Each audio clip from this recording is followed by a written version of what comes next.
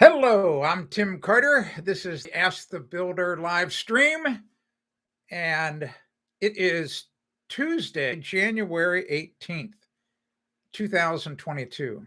I'm glad you're here. This is going to be a really kind of loosely tied together live stream. And remember, the way the live stream works, if you're a new viewer, if you've just tuned in for the first time, hopefully you've got a YouTube account. You don't because if you have a YouTube account, then you're able over in the right side, you can chat. You can send me questions, comment, whatever. And generally the people that are chatting are the ones who direct the stream kind of where we go. So I encourage you to hopefully you have a YouTube account, and then that way you can do it. And here's quickly about the YouTube accounts. You can open a YouTube account. You do not have to upload a video. There are probably millions and millions of people who have YouTube accounts who have never uploaded a video. The biggest challenge, I think, comes with coming up with a username because all the good ones are probably taken. So good luck with your username is all I can tell you, because I see some really interesting ones here. Today, we're going to talk about, hey, Will, how you doing? Yeah, we survived. We're going to talk about the snow in a minute. This is who's sponsoring today's live stream. It's basically me. This is a simple book that you can get for free. I've got the link right up in the chat.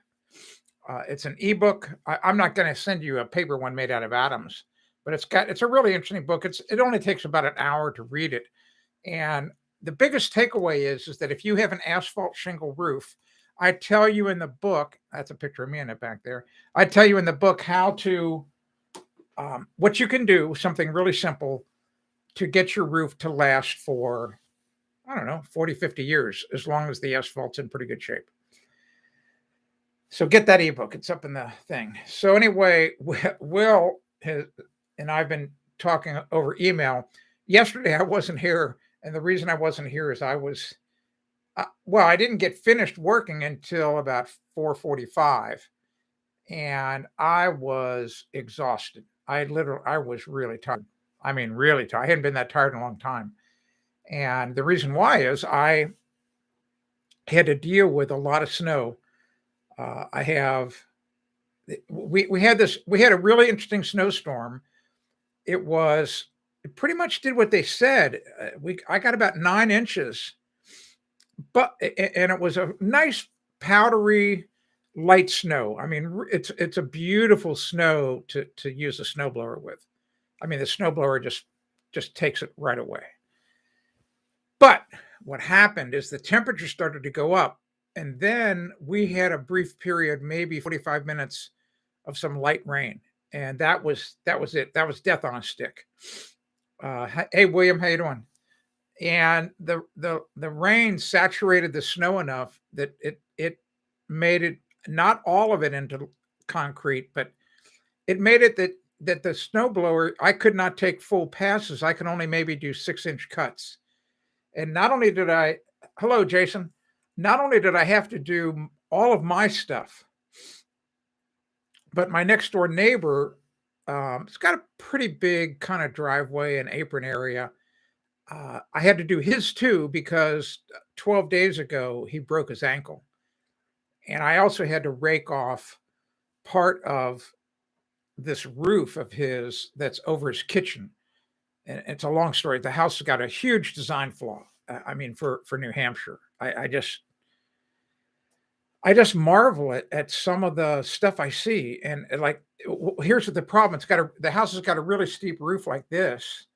And then on this part, let's say this part's over the kitchen. Well, I'm going to do it with my one hand. It's real steep like this. Then there's the shallow roof that connects right above the exterior wall of the kitchen. So right here is the kitchen wall. And if you don't get all the snow off around here and down off this roof, then he gets a horrible ice dam.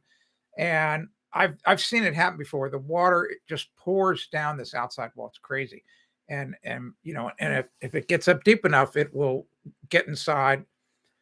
I don't know, with current prices, maybe do $100,000 damage. Crazy. All right, crazy. So one or two things should happen here in New Hampshire, and this is the easiest thing. This is the cheapest. You build whatever you want, build whatever kind of house you want, and whatever design you want, doesn't make any difference. But it should be mandatory for the poor consumer who doesn't know any better, mandatory that the houses have butane on them, the whole roof. And not only the whole roof, but it's got to lap up on any side walls, dormers, whatever, at least a foot. And it's got to be put in expertly, and it has to be inspected so that it's right. And it's got to lap up on and tight around all the corners, skylights, everything. That's what I did here at my house. And well, I couldn't put it up on the side walls of things because I had to put the Grace Ice and Water Shield. Something here, it's kind of a regional name. They call it butane. Anyway, crutch word. I couldn't put it up the sides of my dormers because I would have had to rip all the siding off. That's crazy. That's so. Anyway, crutch word. So I was tired. I mean, big time tired. Just, oh my gosh. I mean, so this is a really interesting story too. I mean, I went to bed at maybe 8:15, and I was asleep like the dead. I'm not kidding. I mean, I out like a light. And my wife stays up. Kathy stays up later than I do. We're off schedule about 3 hours. And this morning, when I finally saw her, she says to me, she said, well, when I woke up and I looked out on the deck, I noticed that some of the snow had slid off the roof and crashed onto the deck. And that's pretty normal. And that's a good thing that gets it all off. The trouble is it kind of turned to ice. Took me a while to get rid of it, but the snowblower was able to cut through it on the deck. She said, "Did you hear that last night?" I go, "I didn't hear a thing." She said, "Well, in the 10 years I've been here," well, now it's actually 12 years. She said, "I have never," well, she's been here 12 years, but we put the Da Vinci roofscapes on 6 years ago. So we don't have an asphalt shingle roof. That's why I wrote that book. I wrote the book. I was so upset at asphalt. It's like, I'm done with you. I'm done with asphalt, not doing asphalt. Nope. Because I lost faith in the asphalt shingle manufacturers. I went with Da Vinci roofscapes, which is a plastic roof, but it looks like slate. But they warned me. They said, "Listen, the snow is going to slide right off of this thing." And boy, does it slide off. Evidently, because the snow was a little wet, she said when it started sliding, it felt like there was an earthquake going on. And then it hits the deck and goes boom. I mean, I've been here when it slides.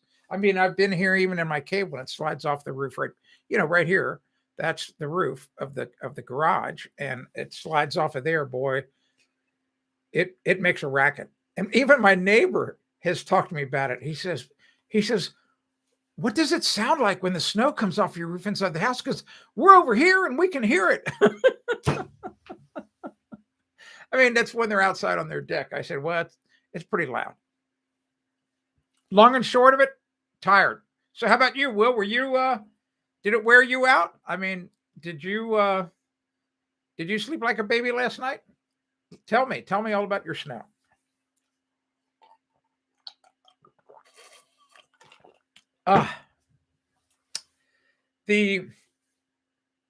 Now we get punished. We get punished. Oh, well, then I know this sounds crazy. I've got 3 snowblowers, not 1, not 2, 3.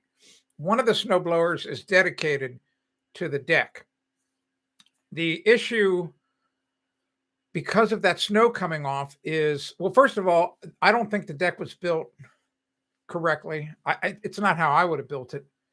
And I'm afraid that if you let the snow accumulate and you don't do anything all winter, and if you have a bad winter, the whole deck's going to collapse. I mean, it would be a nightmare. It would be a flipping nightmare.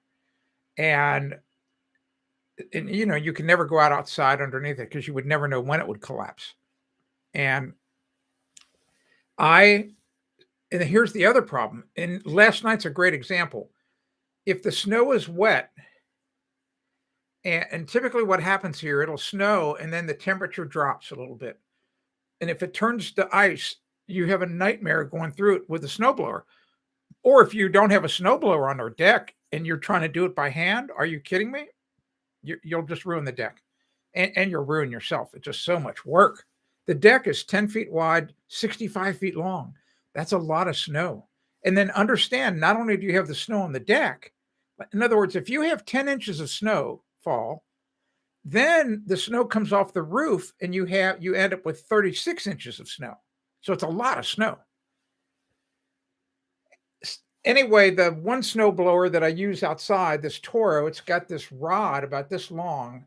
And when you push down the lever on the handle to make the snowblower go forward or reverse, it must engage a clutch in the machine, and it broke. It's like a coat hanger, just like a stupid bent coat hanger. So I had to get out my spare snowblower to finish the job yesterday. And I went out this morning to buy the part for it, $4 part. And evidently it's not the easiest thing in the world to install. So I'm going to do that tomorrow. Oh, well. Welcome to the world of living in the snow. Here's Will. Wet and heavy stuff here. Yep, me too. Driver was solid. Yeah, yep, mine too. Yeah. My whole everything is very icy. That's that's what you probably have more experience than I do about this. Well, I'm a flatlander. I've only lived here 13 years. What I have discovered, and we never had this kind of stuff in Cincinnati. Never, nothing like this. I mean, a 4-inch snowfall in Cincinnati is the equivalent to 16 inches here. In other words, a 4-inch snowfall here, I just yawn, like, big deal. Anything over 14 inches here, it gets my attention. It's like, okay, we're going to have to deal with it. It had been so cold here for the previous 10 days that's when I told my neighbor next door, I texted him, I said, hey, John, I said, I'm not going to deal with the snow while the storm's happening. I said, because I don't know what's going to happen with this rain. And I said, if we expose the blacktop to the rain, it's going to flash freeze because it's just so cold. And he agreed. He said, yeah, don't do it. He said, don't do the drive until the storm's over. And let me tell you, 1 minute after the rain stopped, I was outside. But it happened anyway. What happened is some of the slushy stuff was out there. The snowblowers never get it all off. If I would have had a bunch of help, as soon as I was blowing the snow and somebody was right behind me with a shovel with a nice metal blade on it to scrape it off, I wouldn't have as much ice as I have now. Let's see how much I have out there. Well, it's not too bad, but it's not the greatest. But here, the way we deal with it in the Northeast, I don't know how you deal with it where you live. We never did this in Cincinnati. Never. Nobody ever did this. Nobody. Everybody in Cincinnati just gets salt and uses salt. But here in New Hampshire, it's sand. You put sand down, and it's magical. I mean, it really works well. It really works fantastic. I mean, I do have to put salt down sometimes. Sometimes we get some really bad freezing rain, and we put that down. All right, neighbor's 30-foot pine trees block my. Yeah, yep. I've got that. I'm looking right at it. When I look out the window this way, I'm looking due south, and about 100 feet from me, from where I am right now, from my window, I've got trees. A lot of them are deciduous, but I have some pine trees. I probably should take a photo and show you one day. I don't know. They're 120 foot tall. They gotta be. I know they gotta be every bit of 100 feet tall. So I get real filtered sun on the driveway. My neighbor though is far enough away that the sun hits his driveway. Hello, Shannon. Great to have you here. Yeah. Yep. All right. Very quickly, those who have tuned in, who some people like me to talk about the main topic, and I will very quickly. It's about, there's this myth out there, and I see a lot of websites have this information that salt damages concrete. And here's the thing that's interesting is that that would be a true statement. Well, it is true, but I can say this. I can say salt. They should say salt damages some concrete, or they should say salt damages poorly installed concrete. Because I can make a statement and say salt does not damage concrete that's been formulated properly, mixed properly, placed properly, finished properly, and cured properly. And there's evidence of that all over. There's so much evidence. I can take you here in New Hampshire, for example, to some concrete railroad bridge abutments. Okay, think about that. So you know what an abutment is? It's the thing that holds up each end of a bridge, and you'll see those in places. I can take you to one that I know is over 100 years old. It gets salt splashed on it from the cars. I mean, think about it. You drive, and after you drive a little bit, you can see how much salt sprays on your car. Well, if it's on your car, you're spraying it onto other things too. And this concrete is not spalling, not falling apart, been there 100 years. So why is it that your driveway and your sidewalk spall, after you spread salt on it one winter? Oh, the answer's simple. When they built the bridge abutment, the railroad engineers, and I don't mean the engineer that's driving the train, I'm talking about like a civil engineer. The owner of the railroad told them, we don't want to be rebuilding these bridges every 5 years. All right. We can't afford that. So you build me a bridge that's going to last 100 or 200 years. And they go, okay, all right, we can do that. What did they do? Well, they just added more Portland cement to the mix, because the Portland cement is the only thing that's in the concrete that's holding everything together. Right? Because what is Portland cement? It's really just 4 ingredients. It's the rock or the aggregate, the sand, the Portland cement, and the water. That's it. That's basic concrete. All right. So when you get as old as I am, you start to wonder about a conspiracy theory. In other words, that's a really great organization, okay? They really are. I've been there. I've been to their place. They've got some really smart scientists. I know I'm talking about the Portland Cement Association. And you can go to their website, cement.org. I think that's what it is, cement.org. They have incredible publications that they give away for free that tell you everything about concrete. Concrete is so complex. You have no idea. You have no flipping idea. And it just, I mean, people spend their whole lives, scientists, delving into it. But after what happened with the asphalt shingles and me and millions of others, you start to wonder if you were, I mean, the people that fund the Portland Cement Association are the people that make cement, the companies. Did you hear the story about the light bulb that lasts forever? It's out in a firehouse out in California. You can go watch a live video feed of it. This light bulb's been burning for like 120 years or something. Go look it up. And if you're watching me right now, somebody go look it up. Go look up just put light bulb in firehouse, California. And then please paste into the chat the page that everybody can go look at this light bulb. All right. So years ago, there was a company, there was an inventor that invented a light bulb. He thought, whoa, he saw the other light bulbs like Edison had made, and he thought, whoa, I can do that. In fact, I can do better.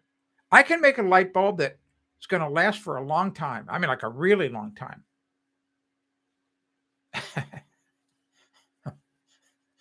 So when Thomas Edison, he he if I get this right, I think I have this right. He basically helped start or was one of the early guys in General Electric Company. All right. They bought this other little company out. They bought he had sold a lot of light bulbs. This little guy, and one of them still remains to this day burning, and it burns 24 hours a day.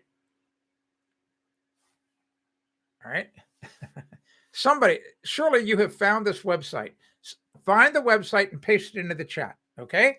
Instead of me going and looking for it myself. The point I'm trying to make is, so Edison and General Electric, this is the story I read about it. I may not have the facts exactly right. They bought this guy up and wanted basically to destroy his idea. They didn't want anybody to know how you could make a light bulb that lasts forever. Why? I guess for the same reason that if you want to make a lot of money, well, I don't know you would make a lot of money because Procter & Gamble would buy you out. I know this is going to be a little gross. Okay. Hang in there with me. If you could invent a toilet paper that you would use this toilet paper, and then I know this sounds horrible. Okay. It's a bad analogy. It's really bad. I admit. And you set it aside. And then when you come into the bathroom an hour later, it's like brand new. Well, Procter & Gamble would be really upset. I mean, they would be not happy because Procter & Gamble makes billions and billions of dollars selling Charmin toilet paper. All that. There you go. Bingo. Thank you, Will. There you go. The Centennial Light. That's what I couldn't remember. Bingo. Look at that. Isn't that flipping amazing? I mean, a live feed, you can see this light bulb been burning for 100 and something years. Crazy. All right. So, and then I'm almost done with the topic and we can go anywhere you want. Remember, if you've got a question about your home, you want to talk about anything else, type it in the chat. You are the person that controls where this live stream goes. I'm serious. You control it. If you were a company that made made cement. Maybe you want to write specifications so that the cement, the concrete, only lasts 10 years and not 100. Maybe. I'm not saying that's the case. I'm saying maybe. We already know that if you make asphalt shingles, and instead of them lasting 40 or 50 years like they used to, you can make them last only 10 years. We know that for a fact. I wrote about it. And I had a deep throat source from the industry. Nothing in my book was speculation. It's all true. And I'll say this one last time. I've said it maybe 4 other times. I should do what Will Shatner does. I've said it, 4 other times. Have you seen that commercial where he does that? What a clown. Got a sense of humor and he's almost 90. All right. Good for him. I sent a copy of my book to all the roofing manufacturers and to their association. And if anything, if the slightest, smallest thing in the book would have been wrong, they would have mounted a huge assault. They could have spent $1 million easy to do everything possible. Press releases, stories. Tim Carter's an idiot. Tim Carter doesn't know what he's talking about. Tim Carter's book is all wrong. Blah, blah, blah, blah, blah. But they didn't. All you heard was silence. I happen to have done expert testimony work for the past 20, 25 years. I'll tell you another reason why they were silent. If they were to have done that, anything they write about that now can be used as an entryway into discovery in a lawsuit, a class action lawsuit. So I had the roofing companies by the you-know-what. I'm not going to take on the cement industry. But we don't have to. We don't care. Cement's pretty cheap. The bottom line is, and then I'll be done. Okay, well, you know what to do. There's one of those bad people.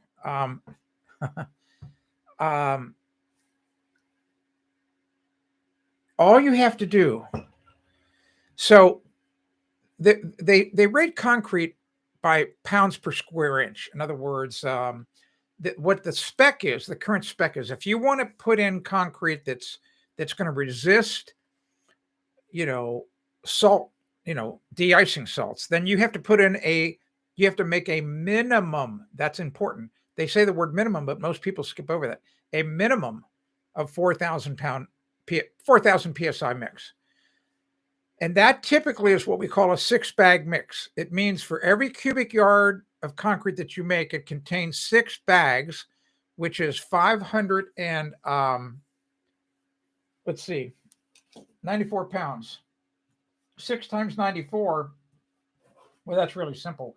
It's 600 minus 36. So it'd be 664, is that right? 94.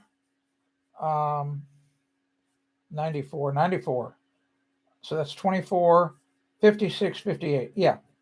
I think 584 pounds. If I did, I may have been a math mistake, but it's just under 600 pounds of Portland cement that you would put per cubic yard. Well, guess what?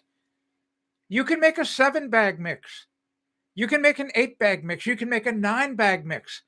What does cement cost? It's cheap. It's really cheap. It's really cheap. And when you go to the big box store and buy a bag of it, a 94-pound bag, I mean, you're paying the highest price possible for it. You're paying full retail. You could imagine that the concrete companies that make your concrete, and it comes in a truck, they get it much, much cheaper. And if you were to test those railroad bridges, you would discover that they tested out probably at 10,000 psi. That's how you make concrete. But here's the thing. And then I'll just touch on this. I have all of this on my website. You just go read my columns about concrete installation. And here's the bottom line. You have to mix concrete so it has really not much more than a 4-inch slump, which means you have to have extra workers there to put it down. You need to make sure you don't add any water to it after it's on the job site. You can't add any water while you finish. No water is allowed. No water. You have to have workers there. You have to have workers there who know how to finish the concrete. Once it's finished, you've not added any water. It has a beautiful finish on it. Then you spray onto it one of those liquid curing compounds. And you do all that right. You do all of that, and you're going to have concrete that will last 70, 80, 90, 100 years. Simple as that. Let me get caught up on the chat. And that's enough about concrete. If you have any questions, I'm happy to answer. But otherwise, we're going to move on. I did not sign the book for the roofing people. I should have. Maybe I should. Yeah, what a shame I didn't do that. I probably would have put something pretty snarky in there. Glory. You got that right. If you know anything about how the legal system works, they want to keep that from the public. Hello, Mr. J Bunch. That's a great example of having to stretch to get a username. I've seen concrete where they never use salt and it deteriorated anyway. That's exactly right. It will. And the reason it deteriorates, that's a great comment, is what happens is concrete will absorb water. You can see that happen. If you on a summer day, just take a drop of water and put it on the surface of concrete. And I mean, you'll see it go into the concrete. It goes in. Just like you put a drop of water on a dry piece of lumber and it just soaks in. It doesn't sit there on top of the wood. I'm talking about an unfinished piece of wood, just a raw piece of lumber. It's not going to sit on there like a drop of water on a freshly waxed car. So, crutch word, Mr. J, what happens when water freezes? What happens? Do you remember? Do you remember covering this in physics class in high school? Water expands 9% in volume when it expands. That's why water pipes burst. That water inside the concrete will expand. Modern concrete, you can actually put a chemical in when they mix it, and it's called air and train concrete, where it's a lot like adding yeast to bread. I mean, you've cut into a piece of bread before, right? I mean, like my daughter and I she taught me yesterday or the day before how to make bread. I've never done it before. My grandfather was a baker. Are you kidding me? So I was so excited to make a loaf of bread. We cut into it, and of course, there's all this these air pockets in it. It's not like I don't know, cutting into like a slab of Jello or a slab of butter. You can do the same thing with concrete, but on a microscopic level. Well, with those little air bubbles, that allows a place for the water to expand into without breaking apart the concrete. The reason that concrete, you can see old concrete in places that does not have air in it, has had salt on it. It's just that they put enough Portland cement in it to have all of those crystals where the cement is stronger than the ice that's growing in the concrete. So it's that freeze-thaw, freeze-thaw, freeze-thaw cycle that is messing up concrete. But if you put enough Portland cement in, it's not going to fall apart. Thanks for taking care of that person, Will. And then another one. Yeah, I mean, these bad people showing up. We'll get them. We're going to be on top of these bad people. These bad people are just bad. Shannon says, so I asked someone about the Russian guys who post, okay, in the chat, it can be malware. There we go. I know it has to be something. Remember, Steve warned us about this a month or so ago. But it seems that those are linked for product that can get paid to post. I never click on a person. Yeah, don't do any of that. Absolutely. Othman, I do not know why you use tissues in the bathroom. In the Middle East, we never use them, but we consider this method unclean. I know. We use water in different ways. Either we use a rinsing. Exactly. No, at water, we have bidets, but if you look up a bidet, bidet. It looks just like a toilet bowl, and there are different ways. And you're exactly right. Use a bidet and to cleanse yourself instead of paper. I couldn't agree. That's the best way to do it. And if you have a septic system, it's really the way to do it. If you just stop putting toilet paper in a septic tank, oh my gosh, I don't even know. That would really be an interesting experiment. I'm going to have to talk to the owner of the septic tank company around here. I wonder if you didn't use toilet paper in a septic tank, you may never have to have it pumped. Like if you just put bodily waste in only, and minor tiny food scraps, good chance you'd never have to have it pumped. It's the paper that's causing a problem. Yes, exactly right, Othman. You're exactly right. So water, it's a thing to use. Yeah, I have a Dutch friend who thinks it's so that you say bathroom instead of toilet. Right, all kinds of things. It's water. I know other parts of the world. That's the way to do it. Not waste all that paper. But Procter and Gamble, are you kidding me? They make billions and billions and billions of dollars selling toilet paper. Procter and Gamble and Kimberly-Clark. Okay, we don't have to talk about toilet paper anymore. We don't have to talk about concrete, but I will talk about concrete if you want. You can control the direction of the live stream. Just type in a question about your home. I don't care what it is. Plumbing. It could be a roof problem. It could be anything. I really don't care. It could be a squeaky hinge. And I'll do my best to answer it. That's my job here.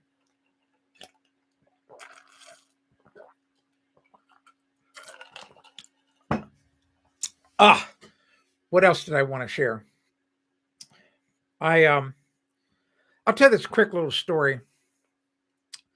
I don't know that it's going to really come out right. So I do this, I do my newsletter every Sunday, and I like doing the newsletter. It's a very relaxed writing style.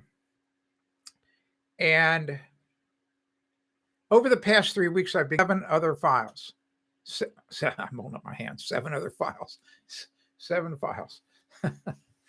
Call me Will Shatner.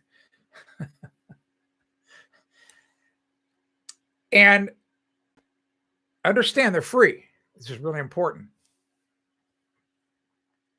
Maybe Today's Tuesday. So maybe 5 days ago, this woman, she sends me an email and she was having a really bad day.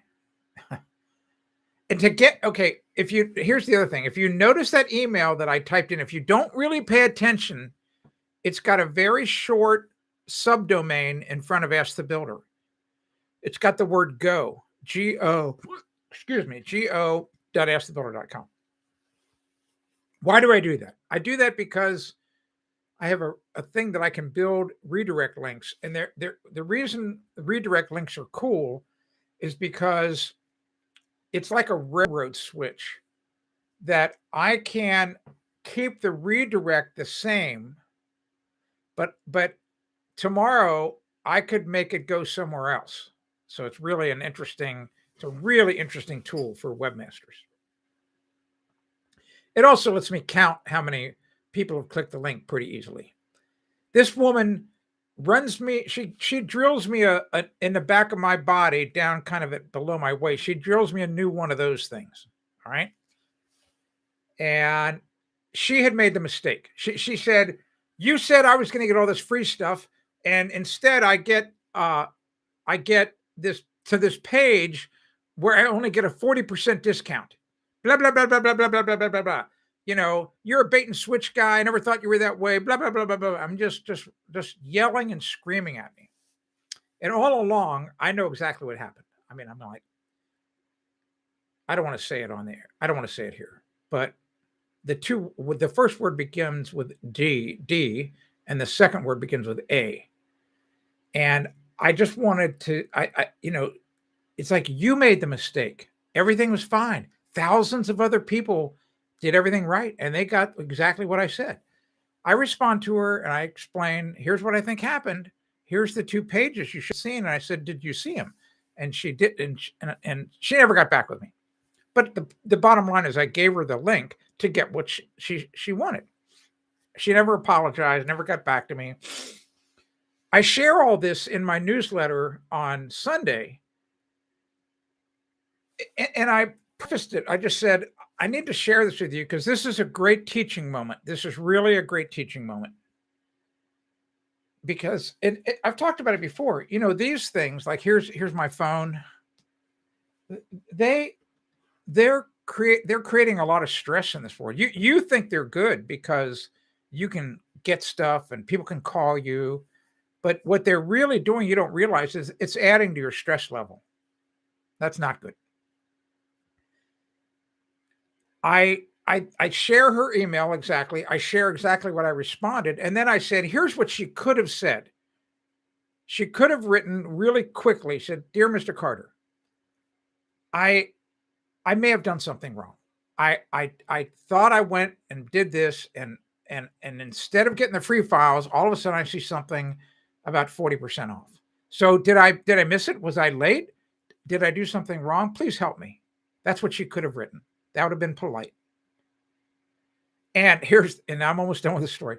One of my long-term subscribers emails me on Sunday saying, I should read it actually, but I won't. It'd take me too long to find it. And he said, basically what he said was, I'm unsubscribing. He said, I can't believe how you treated that woman. And he said, don't you understand that the customer is always right? How could you, and you have to understand my email back to her, I was not being nasty. I just said, I think you did something wrong. That's what I said. I said, I think you did something wrong. And I said, here's what I think you did wrong. But here's what you want. Here's your files. And he said, he said, the customer's always right, blah, blah, blah, blah, blah. You should have just sent her files. And I responded back to him like, whoa, whoa, whoa, whoa, whoa, whoa, whoa, whoa, whoa. Stop. I said, stop. I said, that's rewarding bad behavior. And that's what's wrong. That's a big problem in America right now, in my opinion. And then I reminded him. I said, hey, she was not a customer. She wasn't buying anything from me. She was getting it for free. And then he responded back saying, I've got thin skin because her email upset me. And I literally roared with laughter here in the cave when I read it. And I responded back. I said, you know what the problem is?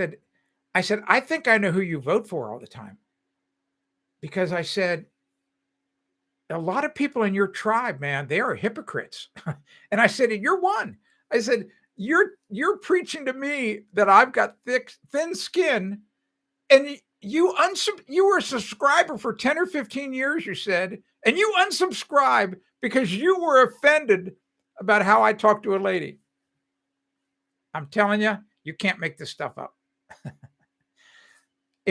I'll tell you another thing right now. If you know somebody, a young person who's trying to get a master's degree or a PhD in psychology or human behavior or whatever, I'm telling you right now, my email, it's the stuff it would make an incredible master's or PhD thesis. I'm telling you it would. People, if you saw the interactions and what people say, wouldn't believe it. A lot of chat to get caught up on. I'm going to get caught up on it right now.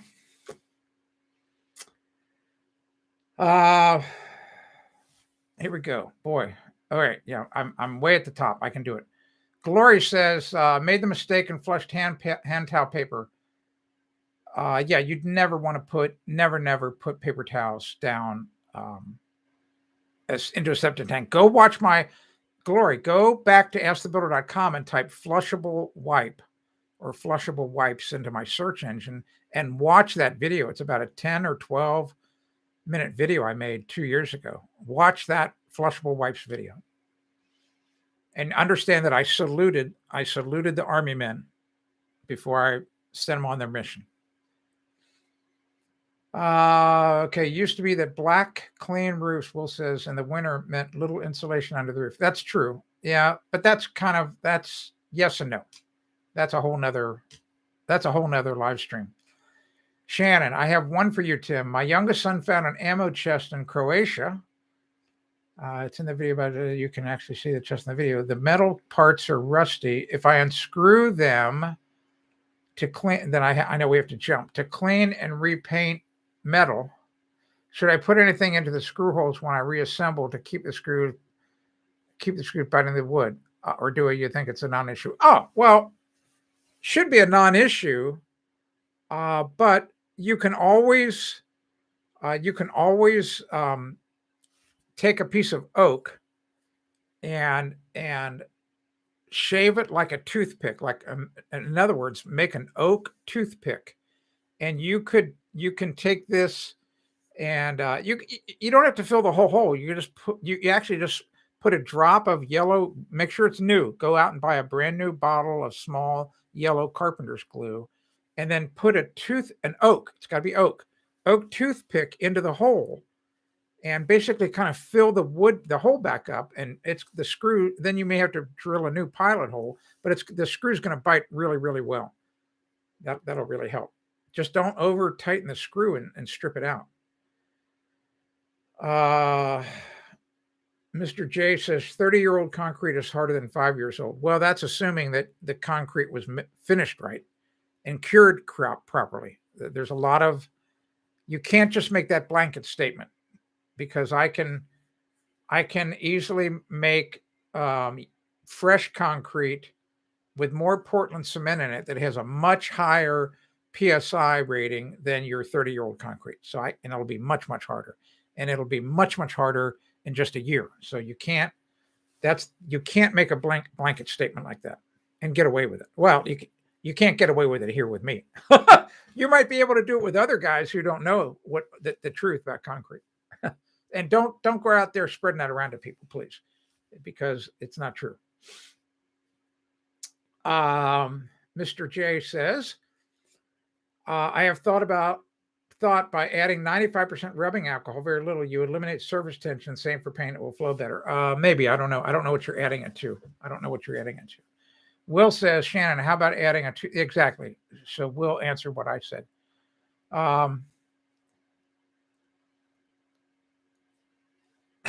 My warranty is if Jesus gave you one, I'll guarantee it. Bill, hi Bill, how you doing? Welcome here. I live in New Hampshire, Thank you, Will. You answered it. You can see how far behind I am. Will's on top of it. Glory, I carve out a thin piece of wood. Yes, exactly. But Glory, from now on, put a drop of yellow carpenter's glue in. Exactly, and just cut the extra bit off. Exactly. But you can use regular toothpicks, but regular toothpicks are a softwood. I think they're a pine. They're not. I just get a piece of oak. Just use a piece of oak. What else can I answer? Those are good. That's a great chat thread. It's actually fantastic. I'm getting a warning that my connection is unstable. I've been getting that lately. I don't know what's going on. I think I don't know if my Wi-Fi router is on its last legs. I don't know. I think I'm gonna buy a new Wi-Fi router. Othman, you're still here. Good for you. What about using mortar instead of cement? We note from the historical buildings that they are still standing. It is possible to make rock from them. Well, so mortar, that's a great question, by the way. That's a great comment. Mortar is really concrete. All right. Here, the only difference is a lot of people don't. It's really funny, and if you don't, you know, if you ask people, if you ask the average person, what is sand made from? They would go, I'm serious.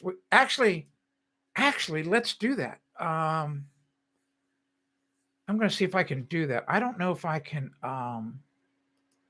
Let's see.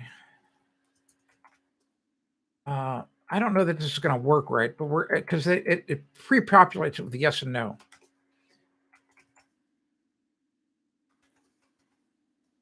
The trouble is, it's got yes and no. So ignore the yes or no. Don't answer yes or no. You're going to we're going to put in here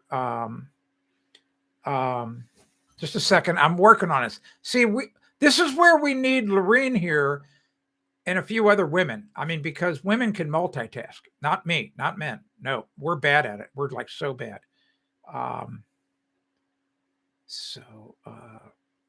It would be, I'm going to put in here, this is really hard to do. Here we go. Just a second.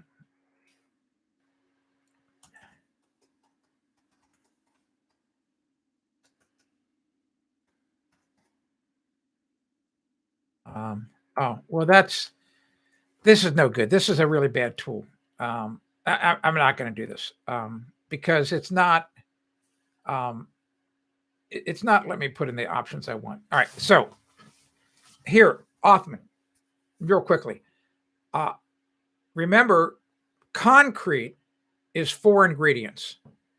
It's pieces of rock, and depending on how thick the concrete's going to be is a function of how big the rocks would be. But if you're pouring a 4-inch thick sidewalk, so if you're from the Middle East, that would be about 100 millimeters. So 100 millimeter sidewalk, you would put in.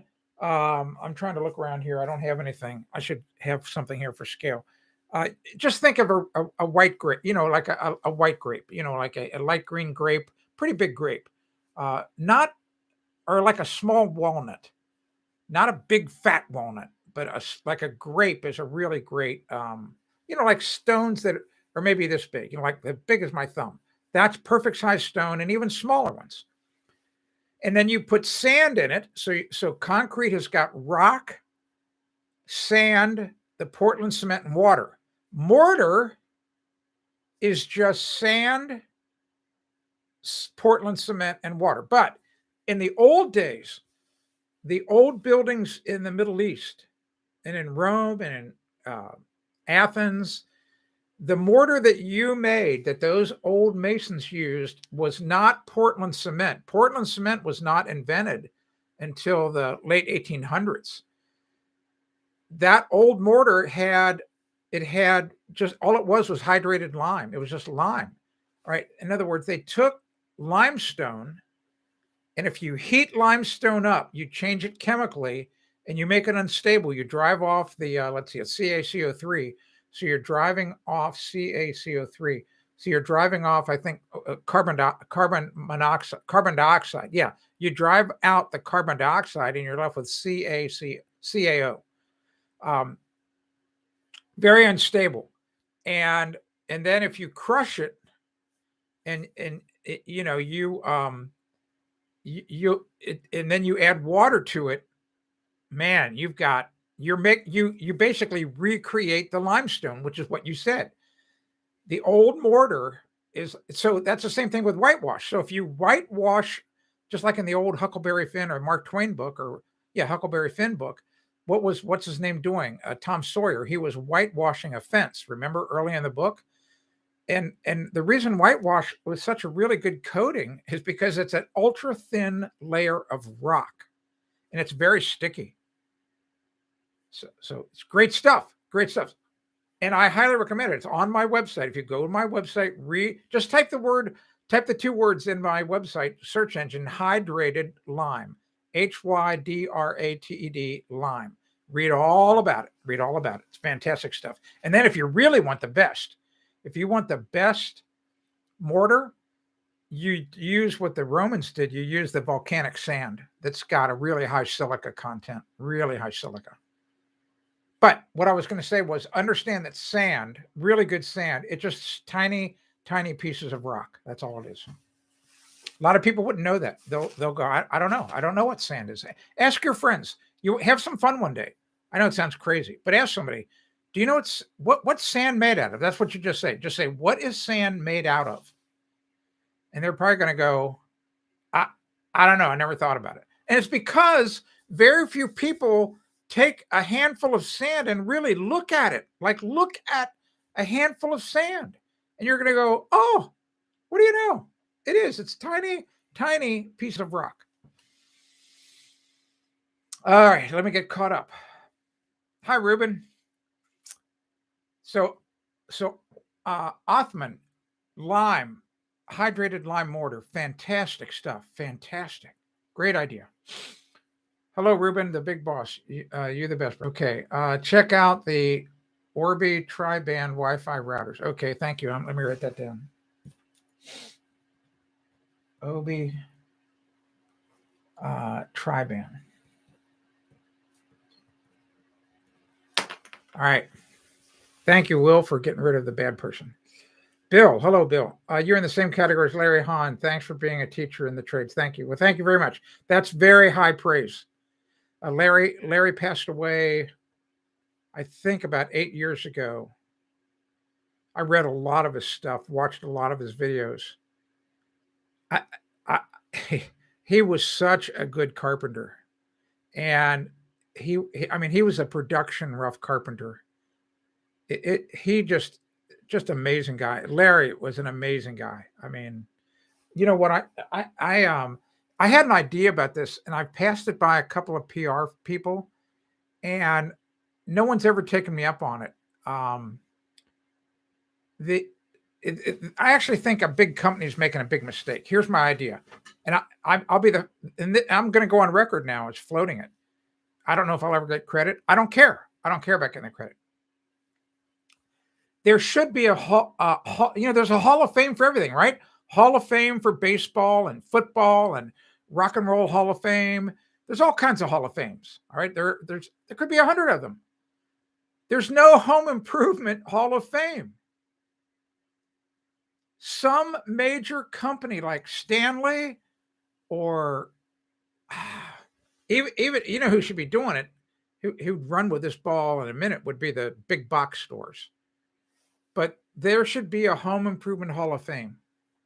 And the first guy inducted, the first person, excuse me, he passed away about 10, 12 years ago, should be Larry Eisinger. It's a name you've never heard of before. Another live stream, I'm going to honor Larry. Another guy who I think is just, he's not going to be here much longer. Stan Kohler. Stan should be in the Home Improvement Hall of Fame. Stan Kohler was, if you go back into the old Popular Mechanics, old magazines, before he was an incredible illustrator. And you've seen those illustrations that are in 3 dimensions. That's what Stan did. Stan was so talented. Oh my gosh. I actually talked to him on the phone before Thanksgiving, and I asked him, do you have any of your original work? And he said, you're not going to believe this. I don't have any of it. I wanted a piece of it so bad. I wanted it so bad to be able to frame it and put it in my office on here in the wall, like right behind me, and have Stan autograph it. But Larry Hahn should be in the Hall of Fame. Absolutely. There's some people who are really famous that should not be in the. I'm not going to mention their names. Hopefully you can figure it out. And even if you type it in the chat, I'm not going to acknowledge it. Larry, what a guy. He should be in the Hall of Fame. Why some big company is not doing this is beyond comprehension. Lorraine. Oh, you're here, but you're driving. Please don't. Okay, you're pulled into the gas station. Good. It's great to see you. All right. Othman, you don't have to thank me at all. That's why I'm here. You added some really great value to the chat. I mean, great value. Okay, good. You stopped. Yes, Lorraine. Oh, and by the way, Will, it's Lorraine. I know I wanted to say Lorraine. I want to say it all the time. It's Lorraine, Lorene, Lorene. And anyway, don't beat yourself up. It's easy to make. I mean, I'll be honest with you, it's the first time I ever heard that name. I mean, it reminds me of Eileen, but it's Lorraine. Yes, don't drive and text for chat or whatever. Don't do that. All right. We don't do it. Oh, that's all right. There you go. I think it's 1R. I'm almost positive 1R will. Anyway, don't worry about it. I'm almost positive 1R. What did I want to say? Got quite a few people here today, which is good. Quite a few. And like I said, one of the things I'm trying to do, I like to set goals, and here it is a new year. Here it is the 18th. I can't wait for the day that we've got 50 concurrent viewers, then hopefully 70, then maybe 100, and then maybe somehow one day we get to 500 or 1,000. It can only happen through you. You need to kind of spread the word out there about the live stream. And I know it's tough. It's, people are busy. They're doing stuff. It's not easy for them just to drop what they're doing and tune in live. I get it. We get quite a few views after the fact. People watch the live stream after it's over. There we go. A smiley face. 4.5 hour drive. That's exactly the amount of time it takes me to get to my daughter's home. Almost to the minute, believe it or not. She lives in Bar Harbor. And from my house, it's really interesting. It's from my house, if there's no traffic and everything's normal and I'm going to speed limit, it's exactly 1 hour to the minute for me to get to the state line between New Hampshire and Maine. And then it's another hour from there to get over to Gray, Maine. It exits 63 where you get on I-95. And then I have to go about, 100. Well, let's see. Yeah, it's got to be 100 and something miles to get up to Bangor, because it's 2 hours. But what happens is we always end up stopping at that big rest area there at it's on the tip of my tongue. You know where it is, Will. It's the big rest area that's 20 miles north of you. I can't remember it. Anyway, doesn't matter. It's where 95 and 295 or 395 or whatever it is, 295 come together. Lorraine says, I also travel for medical care. Most of my team is in Illinois and it's too complicated to change. Very interesting. So this week and next, I'll have a few days I'm not here. Okay. We get it. We miss you. Just like Steve. Steve's not here today. We miss you. Bahaba. exactly. Bahama.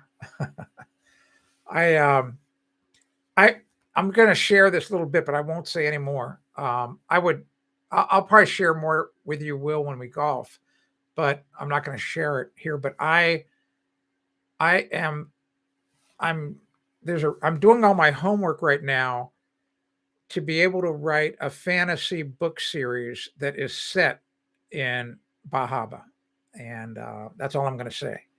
And I have a friend of mine. I have a student, a Morse code student every morning, and he's pushing me hard on this.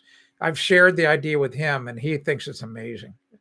And my son, who really knows a lot about this, when I shared the idea with him about a year and a half ago, he said, "Dad, you have got to do this." He said, "This is really a good idea." The trouble is, I'll just tell you this: my son, who he likes reading a lot of these things. Like he's read all the Harry Potter series. He's read Game of Thrones. There's all kinds of other book series like it. Like here's one called The Eye of the.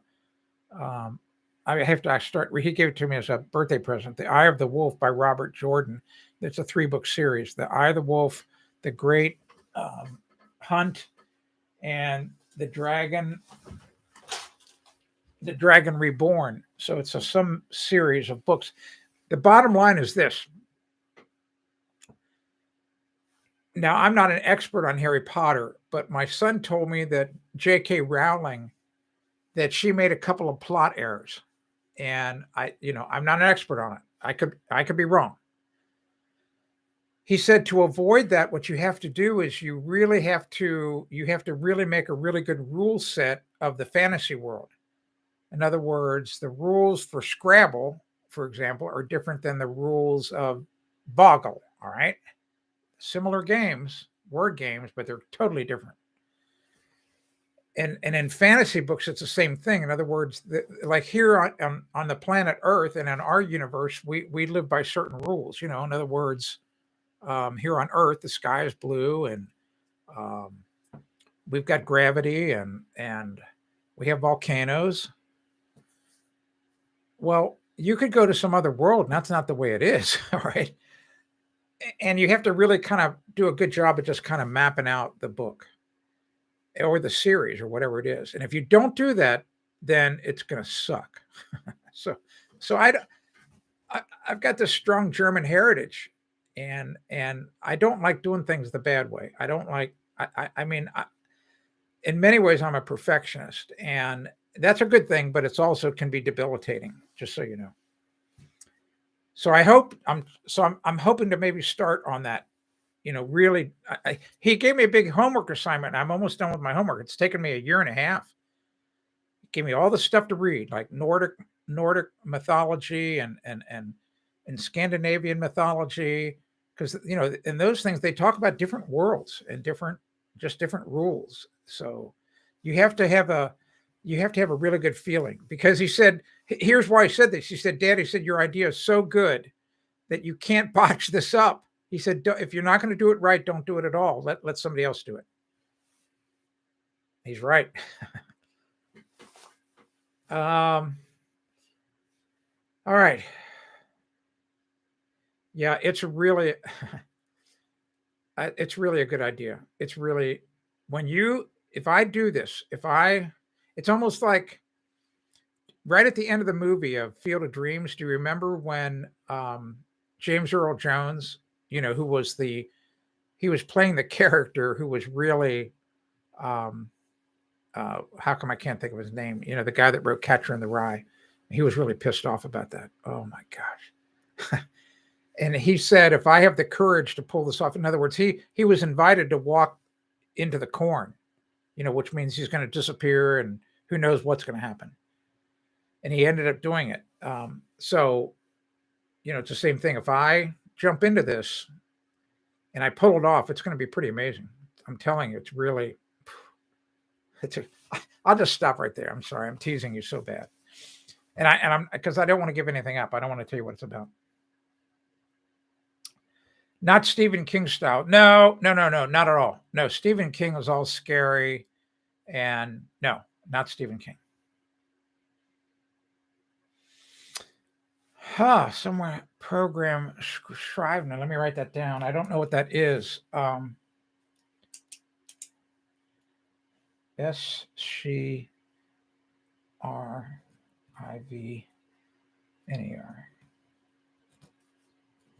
Well, one thing you also need to know, this is something my son taught me 2 years ago, maybe a little longer. I had never heard of this before. So do you know about the hero's journey? Do you know about that template? And it's like what the Iliad and the Odyssey were based on.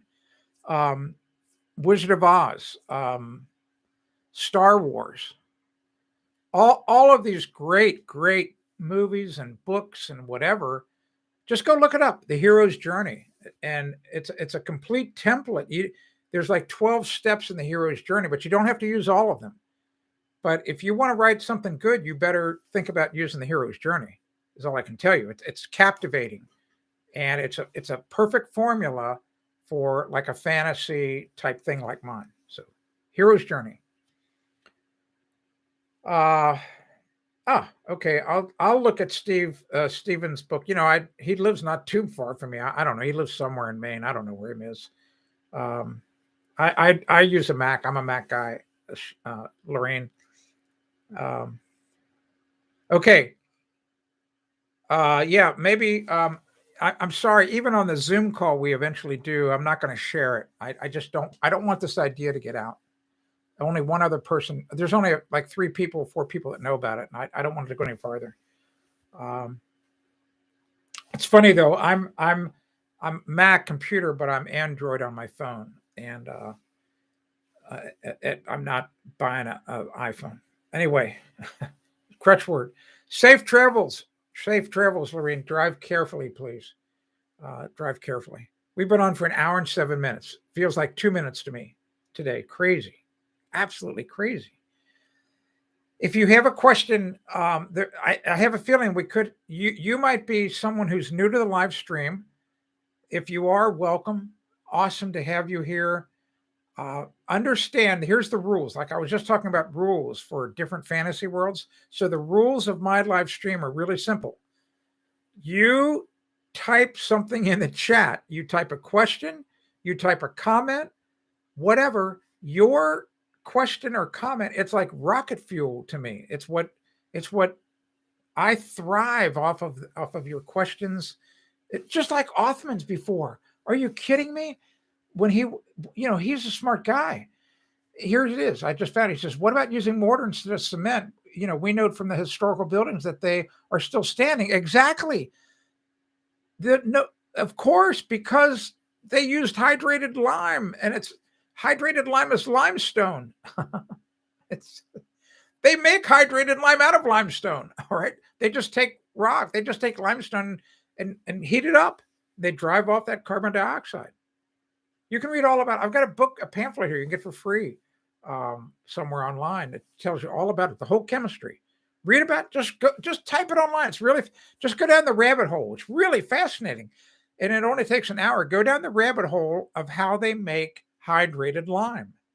Read about it. Here's all that happened in the old days.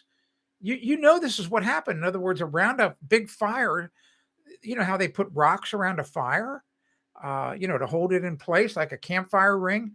There's no doubt what happened is they took rocks. They didn't know what they were. It was limestone, and it was a really high grade of limestone. And then they built this roaring fire around it, and and that was a really, really crazy raging fire. Then what happened is the rocks either split or they split them.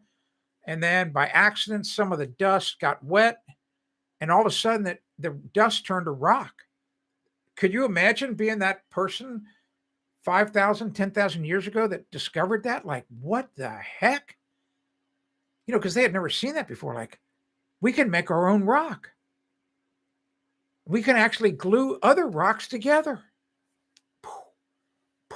Like, whoa. Isn't it interesting to think about how certain things like that were discovered? It's just crazy. Just like reading about, I just read about this not too long ago, Bessemer. You might not know who Bessemer is. And Bessemer was a guy here in America. I think it was in America. Maybe it was in England. I don't know. Doesn't matter. If Steve were here, he'd know. Steve would know. But he's the guy that invented how to make steel. And you got to understand, steel is not the same thing as iron. I mean, it's iron, but anyway, just telling you. Read about how Bessemer invented steel, and this guy. What you need to understand is that prior there wasn't steel, didn't exist, but steel is magic. It's flipping magic, because prior to that they had like cast iron, and the metals that they were making out of iron were very brittle. They would crack easily. It was horrible. As soon as Bessemer figured out steel, what happened? Railroads, ships, tall buildings. I mean, like, oh, well, it's pretty easy to amuse me. You can tell. If you don't have anything else to say or any other questions, I'm going to get out of here. Bigger guns. There you go. Bingo. Exactly, Shannon. Exactly. And to my point, I think I shared it back in the middle of October. I had gone to Cincinnati, and on my return trip back, I had scheduled it. I stopped and spent about 4 hours, I think, on the USS New Jersey there in Camden, New Jersey, the battleship. And right outside, before you actually go in, you walk by one of the giant 16-inch guns. They call them rifles. It's right there on a mount, and I got video of it and photos of it, and of course I got all of them on the ship. But oh my gosh, all that! I mean, think of the steel in that ship. That whole ship is steel. Cincinnati subways. Okay, I'll talk about that really quickly. Will sent me a really interesting article. There have been a lot of them written about it over the years. Yeah, naval history. Oh, if you have not been on a battleship, and there's about, I think all of the Iowa class ones, they're still floating and they're just spread out all over the nation. You got to go. You got to go take a tour. Oh my gosh, it's so amazing. Oh my gosh. Oh, anyway, Will sent me over the weekend an article about the subways in Cincinnati. And it's a really interesting, what's interesting about that, Will, and you may be watching. So back about a month or so ago, I got into a little bit of a rut talking about inflation, because I stay up with the news, and I just have been watching what's going on with pricing and inflation here in the United States. It's raging. It's crazy. So there's another one of those bad people. Nady, you can bite me, you bad person, bad, evil people. Anyway, the Cincinnati subways are tied into inflation, and inflation comes and goes, and what happened is back before World War I is when they had decided that Cincinnati needed subways, and there was going to be growth in the suburbs, and they were right about all that. They were right. I don't know that they needed subways, but Cincinnati is kind of a funny city. Cincinnati's got a inferiority complex. Is really about the best way I can describe it. It's they were the Queen City. They were the powerhouse city in the 1830s, 1840s. They were rocking. All right, and a lot of center of commerce. They were probably the biggest city west of the Alleghenies. They're right there on the Ohio River. And then, and they just thought they were going to be the next New York City. And then what happened? Remember what I just talked about, Bessemer and steel? Then the railroads happened. I mean, railroads. Oh my gosh, the railroads. Talk about a paradigm shift. Oh my gosh. Chicago then just crushed Cincinnati. Chicago was really not that, it wasn't that big of a town, but the trains gravitated to Chicago. And the reason was simple, because it's all about geology again. It's really funny how everything kind of circles back. Have you ever driven across northern Ohio and you know, um, it's flat. Cincinnati, hilly. I mean, in the Ohio River Valley. All right, so trains don't like that. Trains have to be 1-2% grade. All right. So Chicago stole Cincinnati's thunder and never looked back, and Cincinnati never recovered from that. But the people that lived in Cincinnati, it's a beautiful town. It's a neat town. I was born and raised there, lived there 55 years. It's a great town. Too much humidity. Anyway, crutch word. They decided after 1900 wanted to have subways and mass transit. Boston already had it. New York City had it. I'm sure by then Chicago had their elevated train. They did their planning. They got some money. And then World War I happened. And then there was raging inflation after that. And they basically had built all of the tunnels and stuff down near downtown. And these tunnels extended out from downtown, going up the Mill Creek Valley. And where they were, just so you know, geology once again, the subway was built on this glacial, from the last continental glaciation period, this outwash plain in the Mill Creek Valley. It's a nice, perfectly, perfect elevation. And then they ran out of money. And they just sat there for a long time. And they sat there. Well, I was born in the 50s. So they sat there for 50 years unused. And they ended up then building Central Parkway, what we call Central Parkway, a beautiful road on top of the subway tunnels, because the tunnels had a roof. So they built a roadway on top of it. Well, where I lived just up the hill from the subway tunnels. And we would walk down to them in the summertime, and we would go inside exploring. They weren't covered up or anything. You could walk in. I could have gotten into the one tunnel and gone. I guess you'd have to have a lot of batteries. We could have gone all the way downtown. Now, I never did it because we were pretty scared. We'd only walk in 100, 200, 300 feet, but I've been in them. And but then eventually there was too much bad people going in there and bad things, so they fenced them off, and they're now all closed off. You can't even. I think they've covered them up.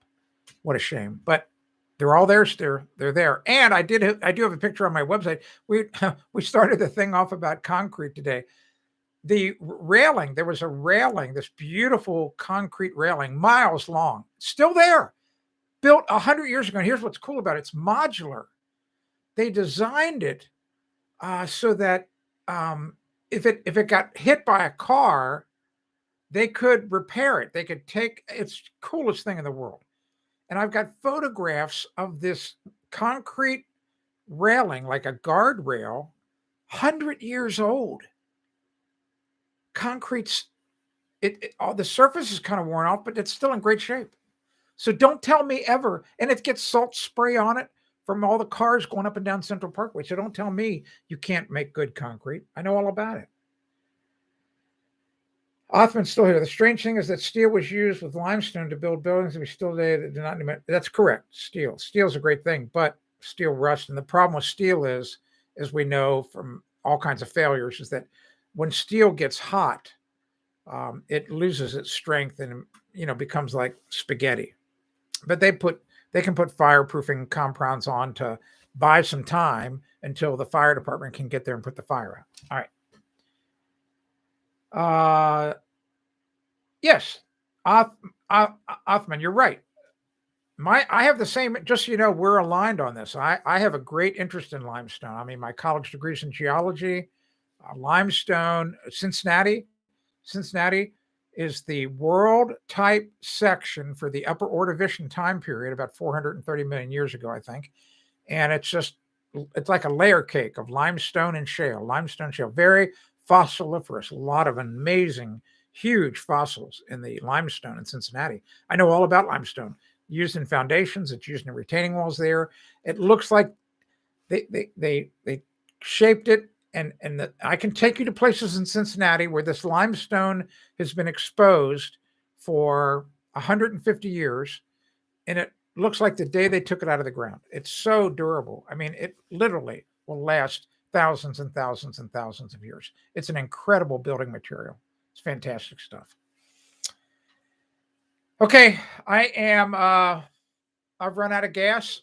I'm a little tired, but I had a great time today. We talked. This is so you can see. This is why the comments are so valuable, because all of a sudden you get me like you get me going off into a tangent. So you learned a little bit about the Cincinnati subway today. Really, really interesting. There's some great books out there, probably out of print, but if you go to probably the Cincinnati Art Museum, the website, you might be able to find, I'm sure if you go into Google Images and type in Cincinnati subway, you'll see photographs of those tunnel entrances down near Dick Smith Avenue. That's what you want to look for in the Google Images. If you can find any of the tunnel entrances near Dick Smith, Dixmyth is the name of the road, Dick Smith Avenue. And I used to go in those all the time. They were tall, they were big, but they were pitch black, buddy. I mean, pretty scary. You go back in 200 feet, man, and where you came in seems like a very tiny little white dot. And anyway, good times. All right, I'm going to get out of here. Thanks so much for being here today. One last thing. Well, thank you for being here, Othman. Thank you so much. You added a lot of value today. These are the kind of comments that make this live stream worthwhile, and it allows you to type into my life experience and what I know about things. That's really, I guess, what I should say is that you don't realize it, but you're unlocking, different parts of my brain and allow me to get that information out. So I appreciate it. I am going to have a great night. I'll sleep well again tonight. There's no doubt about it. I did take an hour nap this afternoon before the live stream. I was still beat today. That snow just kicked my butt yesterday, man. Kicked my butt. But I took an hour nap. Woo! That's why I'm pretty lively right now. So, Shannon, Will, Lorene, Jason. We had a lot of people here today. Will, and a few new names. I'm trying to go through the thing here. Ruben, Glory, a lot of people here. I'm sorry, Bill. If I Mr. J, thank you for being here. Thank you so much. And I will be here tomorrow. Don't know what we're going to talk about, but once again, remember, you're the one who you control that. You control where we go. Good night, Shannon. Good night, Jason. Have a great evening. I am Tim Carter, and I am the Ask the Builder guy, and I will be here tomorrow. We'll hang out here just a little bit because we might have somebody bad. You know what they're going to try to do. They're going to try to sneak in right at the last minute as we shut the door. I'll be back not next week. I'll be back tomorrow. I'm Tim Carter, and this has been Ask the Builder.